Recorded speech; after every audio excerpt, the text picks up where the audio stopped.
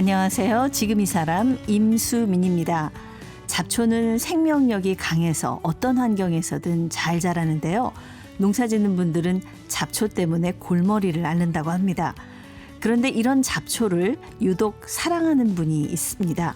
올해 세계잡초학회 회장으로 선출된 서울대 농림생물자원학부의 김도순 교수인데요. 김도순 교수는 잡초는 없애야 하는 식물이 아니라 관리만 잘하면 인간에게 이롭게 활용될 수 있다고 합니다. 잡초 연구 외길 인생 서울대학교 김도순 교수 지금 만나봅니다.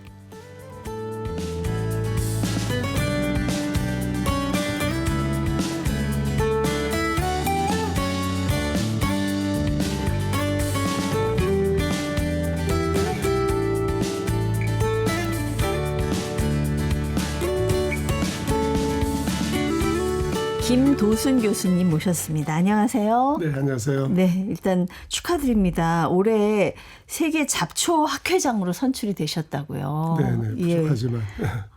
저는 세계 잡초 학회가 있는 걸 몰랐습니다. 네, 사실은 이제 잡초학이라는 학문이 학문적으로 본격화된 것은 1950년대에 시작을 했습니다. 미국에서. 네. 그리고 저희 그 세계 잡초학회는 1975년도에 창립이 돼서 벌써 금년도가 한 50년째가 됩니다. 네. 네. 그리고 한국잡초학회는 1981년도에 설립이 돼서 지금까지도 이런 잡초 관련된 분야에 많은 어떤 학술적 연구뿐만 아니라 또 인재 양성, 네. 또 학술 교류 이런 측면에서 많은 역할을 하고 있습니다. 잡초학회장 되고 나서서 뭐 해외도 많이 다니셨다고 들었습니다. 뭐 학회장이어서 다녔다기보다는요.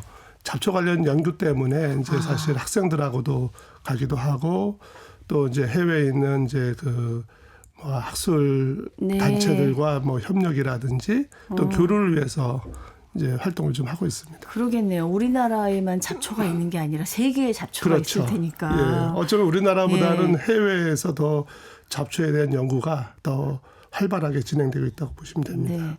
근데 사실 잡초라고 하면은 우리가 이름 모르는 풀, 네, 맞습니다. 좀 쓸모없는 풀 이렇게 얘기를 하는데 잡초 입장에서는 좀 억울할 것 같아요. 네. 예, 잡초의 기준이 뭔가요? 잡초. 예, 잡초라고 하는 것은 사실은 이제 이 사람이 판단해서 내가 원하지 않는데 나오는 풀을 보통 잡초라고 합니다. 그러니까 네. 사실은 잡초 입장에서는 억울하죠. 그렇죠. 아까 말씀하신 대로 잡초는 이름이 없다고 하셨는데 모든 잡초에는 이름이 있습니다. 아, 원래 이름이 있는 거죠. 우리가 몰라서 그렇죠. 그런 몰라서 거죠. 그런 거죠. 예. 네, 그래서 실제로 잡초의 이름을 알게 되면 이제 관심도 생기고 그래서 저희 수업을 듣는 학생의 네. 경우도 잡초 이름을 좀 가르쳐주면 그때부터 이제 관심을 갖기 시작합니다. 아, 그렇군요. 네네.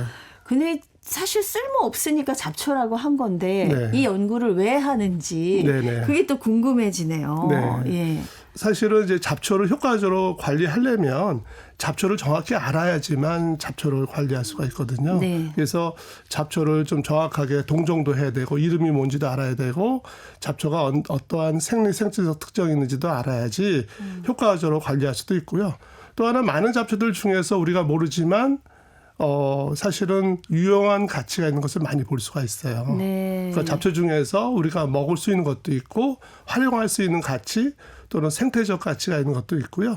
또 식물학적으로 되게 의미가 있는 그런 잡초들도 있습니다. 네, 그래서 네. 그런 측면에서 잡초를 좀 더 깊이 있게 연구하는 것이 상당히 중요하다고 볼 수 있습니다. 아, 그런 또 유용성이 알려지게 되면 사람들이 또 재배를 하게 되고 그럼 잡초에서 작물이 되는 거겠네요. 맞습니다.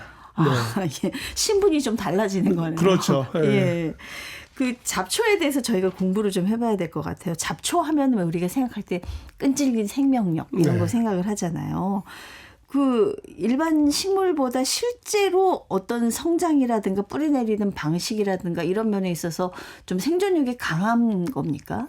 네, 사실은 이제 우리가 일반적으로 잡초들은 농경지에서 발생을 하는데요. 네, 네. 사실은 오랜 동안 인간이 농사를 지으면서 잡초를 제거하려고 엄청 많은 노력을 했겠죠. 그렇죠. 그러한 노력을 극복하면서 생존을 해야 되기 때문에 잡초는 잡초 나눔의 전략을 갖고 있습니다. 생존 전략을 갖고 있는 것이죠. 그러니까 예를 들자면 어떤 잡초는 모양을 작물과 비슷하게 진화해서 네. 사람들이 구분하지 못하도록 하는 잡초도 있고요. 예. 어떤 잡초는 사람이 잡초를 방지하는 시기에 가만히 있다가 그 시기를 지나면 나누는 것도 있고요. 이야. 어떤 것은 농민이 수확하기 전에 종자를 빨리 퍼뜨려서 네네. 그래서 이제 그 후대를 번식하는 그런 특성을 갖고 있는 잡초들이 있습니다. 머리를 쓰네요. 그렇죠. 살아남으려고. 네네, 맞습니다. 네네. 왜 우리 어렸을 때 저도 이렇게 학교 갔다 오면서 풀밭에 주저앉아서 네이클로바 찾고 그랬거든요. 네네. 이제 토끼풀이라고 하는 거. 네네. 이것도 잡초에 들어가는 건가요? 맞습니다. 예. 그러니까 물론 이제 목적에 따라서 어디서는 토끼풀이 작물로서 간주될 수도 있고요. 네. 생태적으로 중요한 가치를 갖고 있을 수도 있습니다. 예를 들어서 토끼풀은 밀원식물이거든요. 벌들이 좋아하는. 네네. 그래서 밀원식물로서 뭐 재배가 되거나 관리되는 경우도 있지만 또 잔디밭이라든지 뭐 운동장, 골프장에 클로바가 발생하면 이때는 잡초가 되는 거죠. 네, 그렇군요. 네. 또 쓰임새가 꽤 있다면서요, 네, 그렇죠. 예, 토끼풀이. 예, 토끼풀은 원래 이름 자체가 토끼풀 자체가 토끼들이 좋아해서 토끼들이 잘 뜯어 먹으니까 저 이름을 토끼풀라고 이름을 지은 거거든요. 그만큼 동물들한테는 유용한 양분을 제공해주는 다양한 어떤 생리적 기능들이 있고요. 또한 약용으로서의 가치도 있습니다. 네. 그래서 뭐 소화를 도와준다든지 뭐 다양한 어떤 작물학적 가치들이 있어서 토끼풀을 또 재배하기도 하고요. 아까 말씀하신 네이클로바 같은 경우는 이제 행운의 상징이지 않습니까? 네. 그래서 일부러 이제 네이클로바를 생산해서 그걸 말려서 뭐 기념품을 만든다든지 하는 경우도 볼 수가 있습니다. 그 네이클로바만 따로 어떻게 키울 수 있어요? 그거 맨날 그거 찾느라고 1시간, 2시간씩 눈이 빠졌었는데. 사실은 그게 노력하면서 찾아야지 행운에 대한 기쁨이 더 커지는 건데요. 네. 사실은 이제 실제로 네이클로바를 개발하려고 노력도 했었습니다. 네네. 실질적으로 이렇게 품종을 네이클로바만 나올 수 있도록 하는 기술도 있는 거죠. 그러니까 아직은 이제 품종으로 나오진 않았는데 네. 일부러 방사선을 처리해서 네이클로바가 많이 나올 수 있도록 하는 그런 확률을 높이는. 네, 그렇습니다. 근데 이제 이거를 뭐 모든 잎이 네이클로바가 되도록 한 것은 아직 성공 사례는 없는데 네. 기존에 있는 클로바보다 네이클로바의 비율을 훨씬 높인 그런 뭐 계통이라고 그러죠. 그런 연구들을 좀 해서 상업적으로 활용할 수 있을까 하는 연구들을 꾸준히 하고 있는데 아직 이렇게 품종화되지는 않은 것 같습니다. 네. 뭐 천지의 네이클로바면 그게 어떻게 행운이겠어요? 그렇죠, 맞습니다. 가치가 줄어들겠죠. 예. 워낙 흔해버리면. 그렇죠. 네네.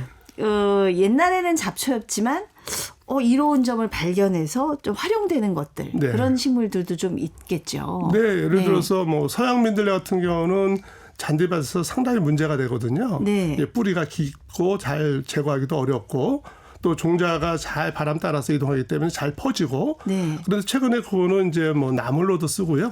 그 다음에 그 차로도 씁니다. 말려서 그걸 우려내면 아주 쌉쌀한 차가 있고 차로서 쓰기 때문에 현재 그 다양한 용도로 활용이 되고 있고 화장품 재료로 사용되는 걸로도 알고 있습니다. 그 서양 민들레가 노란 민들레 말하는 거죠? 예, 그렇습니다. 예, 우리나라 잎이 좀 민들레는 가늘고. 원래 흰색인데. 우리나라 아닌가요? 민들레도 흰 민들레도 있고요. 노란색은 있는데 우리나라 민들레는 꽃이 훨씬 크고요. 네. 꽃에 약간 털이 있는데 서양 민들레는 잎도 가늘고 꽃도 훨씬 조그맣고 노란색, 진한 노란색을 띠고 있습니다. 그렇군요. 네네. 예. 이 먹을 수 있는 식용 잡초 네. 이런 것도 뭐가 있을까요? 뭐 대표적으로 냉이가 들을 수가 있고요.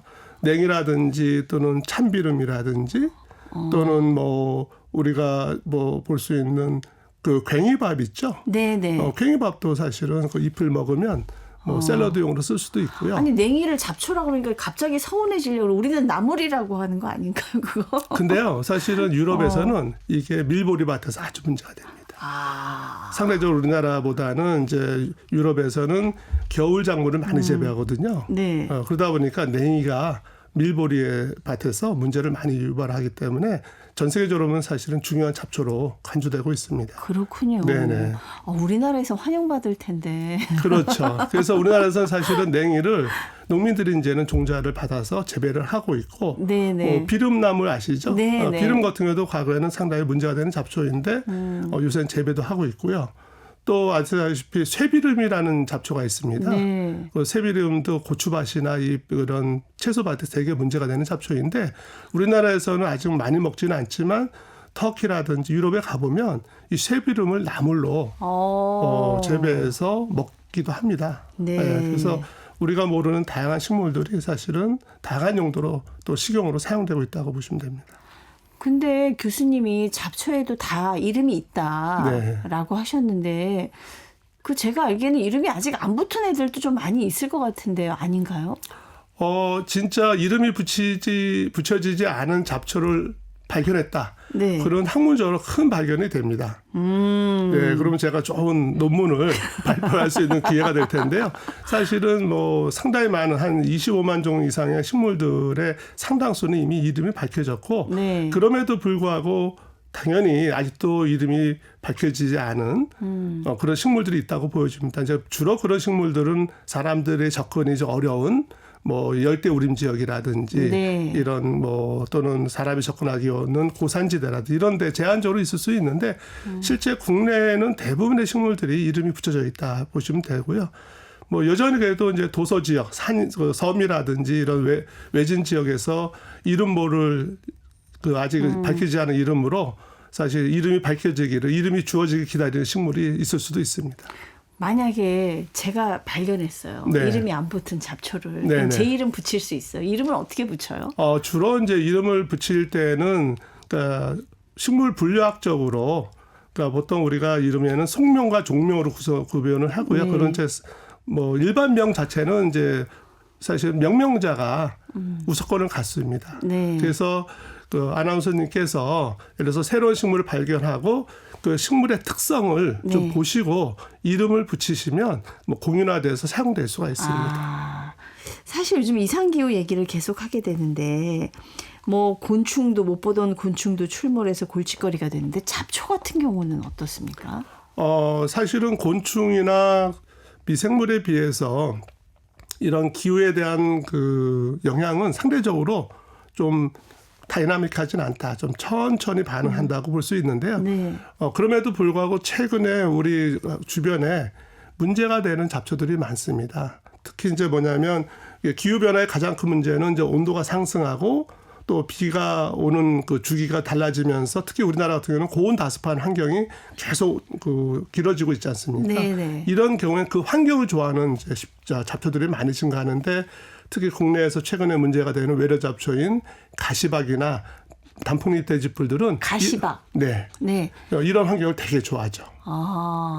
그 가시박이 약간 그 덩쿨처럼 이렇게 호박잎 같이 이렇게 네, 나 있는 그거죠. 네네. 무지 많더라고요. 제가 농촌에 가보면. 네, 맞습니다. 아주 지금 현재에서는 가장 심각한 외래 잡초가 바로 가시박입니다. 특히 이제 경기 북부의 그 하천변이나 강 따라서 보시면 그 절개지나 이런 그 절벽에 아주 연한 녹색을 띠면서 그 지표면을 덮고 있는 잡초들을 볼 수 있는데 이들이 다 가시박입니다.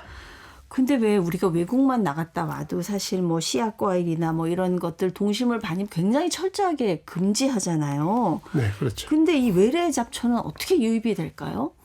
사실은 이제 외래 잡초 또는 외래 생물종이 국내에 유입되는 것은 뭐 자연적인 루트도 있지만 또 하나는 사람에 의해서 들어오는 경우가 많습니다. 그래서 많은 경우는 사람이 특정한 목적을 가지고 국내로 반입을 시키는 거죠.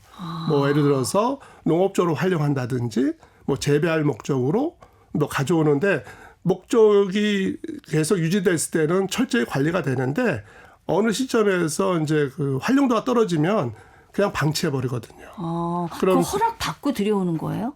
그렇죠. 허락받고 들어왔다 하더라도 방치가 되면 그다음부터 관리가 안 되는 거죠. 네네. 예를 들면은 뭐 과거에 우리가 황소개구리 있지 않습니까? 70년대에 사실은 그 정부 차원에서 정책적으로 사실 국내에 들여와서 농민들이 사육하고 그랬었는데 어느 시점에서 돈이 안 되니까 농민들이 그걸 이제 그냥 방치해버린 거죠.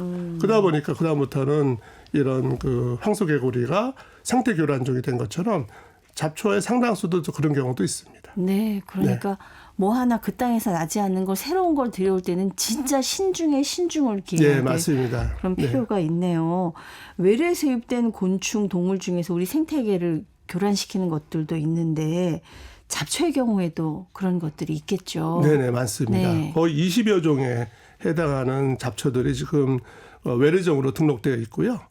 대표적으로 돼지풀이나 단풍잎 돼지풀, 가시박 이런 등등들이 지금 생태 교란종으로 지정이 되어 있습니다. 어쩌면 동물 전체보다는 식물이 적지만 네. 하나의 분류군으로 따지면 그 잡초가 만만치 않게 국내에서 생태 교란종으로서 아주 여러 군데에서 문제를 유발하고 있습니다. 예. 이런 외래 잡초들 어떤 식물 생산량에 타격을 주고 있나요? 우선은 대표적으로 이제 현재 국내에서 유입되어 있는 외래 잡초들 중에서는 논에서 문제가 되는 것도 있고 네. 밭에서 문제를 유발하는 것들도 있습니다. 그래서 작물 생산성에 치명적인 영향을 끼치기도 하고요. 예를 들어서 환삼동굴 같은 경우는 다양한 지역에서 농경지뿐만 아니라 비농경지에서 문제가 되고 있고요. 아까 말씀드렸던 가시박이나 단풍잎 돼지풀 같은 경우는 경기 북부 지역의 많은 지역에서 도로변이라든지 논둑이나 밭둑에 서식하기 때문에 농업 생산성뿐만 아니라 농민들의 이동도 제한하고 생태계를 파괴해서 사람들이 접근할 수 없도록 만드는 그런 아주 맹위를 떨치고 있습니다. 그러니까 아주 무섭게 번식한 것 네, 같아요. 그렇습니다. 예, 이 가시박 같은 경우에 일본도 그렇고 미국도 그렇고 이것 때문에 굉장히 골치를 썩고 있다면서요. 예. 예, 가시박 같은 경우는 자라면 한 15m 이상 자랍니다. 덩굴이. 그리고 또 하나가 가시박 이름처럼 꽃에 가시가 있습니다. 그렇군요. 그래서 가시박이 있는데 한번 잘못 들어가면 가시가 아주 날카롭고 가늘어서 한번 피부에 찔리게 되면 그 가시박의 그 가시를 제거하는데 큰 노력을 들입니다. 예. 피부 질환을 유발할 수도 있고 심각한 감염도 유발할 수 있기 때문에 사실은 가시박이 집단으로 서식하는 지역에 같은 경우는 사람이 접근하기도 어렵고요. 네네. 그다음에 가시박은 워낙 그 경쟁력이 강해서 초분열뿐만 아니라 나무들도 죽이게 되는 맹위를 떨치고 있습니다. 아까 덩굴이 15m까지 간다니까 얼마나 대단한 거예요. 그렇죠. 예. 네. 요즘은 친환경 농사 짓는 분들도 많잖아요. 네네. 그래서 제초제 안 쓰고 이러면 농부들이 굉장히 힘들 것 같은데 이 외래의 잡초들 제초제로도 잘 안 된다고요, 관리가. 그러니까 사실은 이제 그 제초제로 방제가 안 된다기보다는 사실은 외래 잡초는 국내에 없었던 식물종이잖아요. 그러니까 사실은 그 외래종을 위해서 개발된 약이 없는 것이지 사실은 제대로 그것이 연구가 됐으면은 적절하게 방제할 수 있는 제초제는 개발이 가능하다고 보여지는데 문제는 이런 외래 잡초가 문제가 되는 지역이 농경지뿐만 아니라 비농경지, 제초제를 자유롭게 사용할 수 없는 공간이 되게 많습니다. 네네. 그러다 보니까 농민들이 이제 제초제를 적절하게 사용하지 못하거나 너무 늦은 시기에 처리하거나 그러다 보니까 이제 농민들 입장에서 보면은 제대로 방제가 안 된다는 인식을 갖게 되는 거고요. 그래서 실제로 이 외래 잡초 같은 경우는 사실은 제초제 하나로서 방제한다는 건 사실 불가능합니다. 그렇다고 막 이것저것 쓰기도 그렇고 제초제도 자꾸 쓰다 보면 이런 것도 내성이 생기고 그러지 않을까 이런 맞습니다. 걱정도 되는데. 그러니까 사실은 제초제가 계속되면 다른 어떤 살충 살균제에서도 내성이 생기는 것처럼 제초제 저항성 잡초도 상당히 심각한 문제가 되고 있거든요. 그러니까 전 세계적으로도 가장 현재 중요한 화두가 제초제 저항성입니다. 그동안에 1945년 이후로 제초제가 개발되고 사용되면서 너무 과용하다 보니까 상당히 많은 잡초가 근 300여 종의 잡초가 지금 제초제의 저항성을 띠고 있습니다. 네, 그렇군요. 그 얘기는 뭐냐면 더 이상 이제 제초제는 방제할 수 없는 상태의 지경이 되는 즉 슈퍼 잡초까지 갈 수 있다라는 그 우려가 있습니다. 그 단계가 되면 기존에 우리가 사용하던 제초제로는 방제하는 것은 거의 불가능해질 수도 있기 때문에 근데 새로운 제초제 개발해야 되는데 사실 아시다시피 새로운 제초제 개발하는데 수천억의 돈이 들고 또 그렇게 투자해도 성공한다는 보장이 없기 때문에 사실은 되게 어려운 과제라고 할 수 있죠. 그럼 이런 것들은 초기에 잡아야 되는 건가요? 그렇죠. 네. 그러니까 어떻게 보면 이제 잡초도 가급적이면 초기에 방제를 하는 것이 좀 좋은데 사실 대부분의 경우 문제가 되는 경우는 방제 시기를 놓쳐서 너무 늦은 시기에 방제를 하다 보니까 사실은 식물도 크면 자연적으로 제초제에 대한 내성이 커집니다. 예. 어렸을 때 제초제를 적은 양으로도 방제가 되지만 크게 되면 제초제를 많이 처리해도 방제가 불가능한 상태가 되기 때문에 가급적이면 농민 입장에서는 좀 더 빠른 시기에 방제를 해야 되는데 여전히 이제 우리 사회적 인식이 잡초는 손으로도 방제할 수 있다는 그런 인식들이 여전히 좀 있는 것 같아요. 뽑으면 되는 줄 그렇죠. 알고. 예. 물론 뽑아도 됩니다. 예. 사실은 사람이 제일 확실한 수단이거든요. 네. 문제는 이 잡초를 뽑는 그 행위 자체가 너무 힘들고 비싼 노동이라는 거죠. 그렇죠. 그렇죠. 예. 또 사실 많은 농민들이 가장 힘들어하는 일들이 앉아서 잡초를 제거하는 그 방제 활동이 제일 힘든 일이거든요. 맞습니다. 그래서 이제 그런 측면에서 이제 기존의 방식으로 방제, 사람에 의해서 한다는 것은 더 이상은 가능한 방법이라 할 수가 없습니다. 네, 좀 더 효과적인 방법들을 우리가 찾아야 되겠네요. 그렇죠. 예. 근데 이 농사도 망가뜨리는데 외래잡초가 우리 몸에도 좀 나쁜 영향을 미치는 그런 것들도 있나요? 네, 그렇습니다. 예. 예, 예를 들어서 뭐 돼지풀이나 단풍 돼지풀은 꽃가루가 날리거든요. 네. 근데 꽃가루는 사실은 겉으로 보면은 되게 뭐 먼지 겉에서 쉽게 분해될 것 같지만 사실은 꽃가루는 되게 단단한 막으로 쌓여 있습니다. 그래서 그것이 우리 기도로 들어가게 되면 호흡기 질환을 유발할 수가 있고요. 천식을 네. 유발할 수도 있고요. 네. 눈에 들어가면 안 질환을 유발할 수 있기 때문에 다양한 형태의 이제 질병을 유발하기도 하고요. 또 많은 식물들 중에서 아까도 말했던 가시박처럼 식물 잎 표면에 아주 미세한 가시를 만드는 식물들이 있습니다. 그런 것을 스치기만 하더라도 피부 질환을 유발하는 경우도 있거든요. 네. 예, 그래서 그런 뭐 대표적으로 자이언트 호그위드라고 하는 그 잡초 같은 경우는 손으로 스치기만 하더라도 피부 질환을 일으켜서 상당한 발진이라든지 건강에 치명적일 수가 있습니다. 네, 지금 이름이 낯설어서 그렇지 아마 지나다니면서 많이 본 잡초이실 것 같아요. 지금 네네, 계속 맞습니다. 얘기하시는 게 네네. 자이언트 호기드? 예, 예. 예. 그건 어떻게 생겼나요? 우리나라 이제 당귀 아시죠? 네네. 당귀랑 비슷해서. 근데 사실 이 잡초가 우리나라 이제 유입돼 들어와서 우리나라도 있습니다. 네네. 그래서 겉으로 보기에는 당귀 같아서 사람들이 그냥 만질 수가 있거든요. 네네. 근데 이제 실제 그 잎에는 아주 미세한 가시들이 있어서 건드리게 되면은 피부 질환을 유발할 수 있기 때문에 조심을 해야 되는 네. 그런 잡초가 되겠습니다. 그 예쁘다고 이제 관상용으로 해외에서도 많이 들여온단 말이에요. 네네. 그 한동안 뭐 지금도 그렇습니다만 핑크뮬리가 엄청나게 유행이었어요. 네네, 거기서 그렇죠. 이제 사진 찍어서 SNS에 올리느라고. 근데 이게 확산 속도가 굉장히 지금 빠른데 핑크뮬리는 괜찮은 건가요? 뭐 사실은 예. 저도 이제 그런 질문을 좀 받아봤는데요.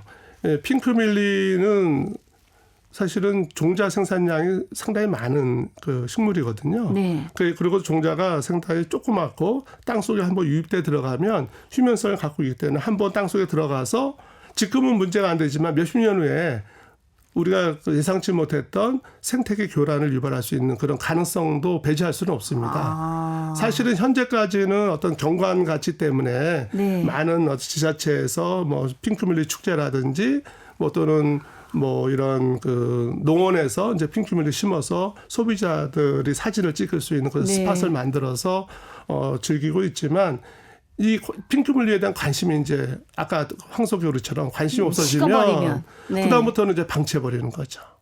그러면 그것들이 이제 우리나라 요소에 퍼지면서 사실은 기존에 있는 토종식물이 서식할 수 있는 공간을 잠식할 수가 있겠죠. 네.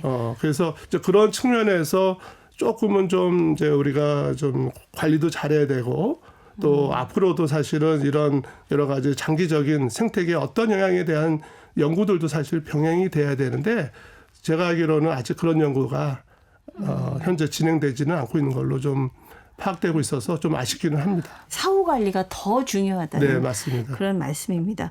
이렇게 새로운 식물을 들여올 때 위해성 검증 같은 거 철저히 안 하나요? 어떤 기준 같은 게 있을 거 아닙니까? 그 농림축산식품부에 이제 검역본부가 있습니다. 네. 그래서 예를 들어서 새로운 식물종이 국내에 도입이 될 때는 우선 1차적으로 잡초와 가능성에 대한 평가를 이 식물에 알려진 정보를 가지고 서면 평가를 합니다. 잡초화 가능성. 네네. 얘가 나중에 잡초가 될 수 있겠는가. 그렇죠. 예. 그러니까 결국은 우리가 통제할 때는 사실은 문제가 아니잖아요. 네. 문제는 얘네들을 자연 방출시켰을 때 우리 자연 생태계에 가서 얘가 어떤 문제를 유발할지 우리가 알 수 없기 때문에 얘가 갖고 있는 생리 생태적 특성을 가지고 그럴 가능성이 있는지를 우선 1차 평가를 합니다. 네. 그래서 얘가 종자 생산량이라든지 월동성이라든지 또는 식물이 얼마나 큰지 또는 해외에서 문제되는 지역은 없는지 네. 잡초로서 간주되지는 않는지 이런 사례들을 종합해 보면 어느 정도는 얘네들이 잡초화 가능성이 있다 없다를 판단할 수가 있습니다. 그래서 저 그런 것을 1차 평가를 통해서 일정한 위험 수준 이상이면 이제 관리를 하고 그렇지 않으면 관리를 하지 않아도 되는데 그럼에도 불구하고 이제 그럴 경우는 이제 평가를 해봐야죠. 실질적으로 네. 실제 장기적으로 우리는 외부 환경에서 재배하면서 실제 문제가 되는지를 이제 평가를 통해서 정확한 잡초와 유해성 평가를 하고 얘를 승인할 건지 말 건지를 결정을 해야 되는 그런 단계가 있습니다. 그래서 실제 우리 그 검역본부에서는 문제 잡초 국내에서 반입이 안 되는 그 문제 잡초는 이미 벌써 목록이 작성돼 있습니다. 네. 그런 잡초든 어떤 이유를 불문하고 국내에 반입이 못하게 되고요. 근데 이제 만약에 이제 연구를 목적으로 국내에 들어올 때는 아주 철저한 통제될 수 있는 환경에서 그 식물들을 국내에 반입해서 실험에 사용하고 실험이 끝나면 전량 폐기를 통해서 절대로 국내에 방출되지 않도록 하는 그런 시스템을 갖고 있습니다. 그런데 이제 일단 한번 들어오면 그거에 대한 모니터링은 계속 안 하는 것 같아요. 한번 허가를 받고 들어오면. 그렇죠. 맞습니다. 네. 네, 그래서 실제로는 이제 우리가 이제 국내에 반입된 식물들 같은 경우는 지속적으로 이제 모니터링이 중요한데 사실 그러려면 사실은 뭐 다양한 어떤 전문가들이 사실은 그 역할들을 좀 해야 되는데요. 그 모니터링을 하는 데는 주로 이제 검역본부보다는 그 국립생태원이라든지 환경부 네. 산하에 있는 국립생태원이나 이런 쪽에서 그런 식물들이랑 모니터링을 지속적으로 하고 있거든요. 그래서 아까 말씀드렸던 생태교란 식물들의 경우도 전국적으로 어디에 분포되어 있는지를 이제 정기적으로 모니터링하고 지도도 작성하고 또 얘네들이 계속 어떠한 위해성을 갖고 확대되고 있는지 아니면 정체되어 있는지 또는 감소하는지를 이제 살피는 작업들을 지속적으로 하고 있다고 보시면 됩니다. 네. 아유, 잡초의 세계도 할 얘기가 굉장히 많은데요. 예. 우리 김도순 교수님, 내일 하루 더 모시고 저희가 말씀 듣겠습니다. 오늘 말씀 감사합니다. 네, 감사합니다. 네, 국내 잡초 연구 분야 권위자이시고요. 올해 세계 잡초학회 회장으로 선출된 서울대 농림생물자원학부의 김도순 교수와 함께했습니다. 아나운서 임수민이었습니다.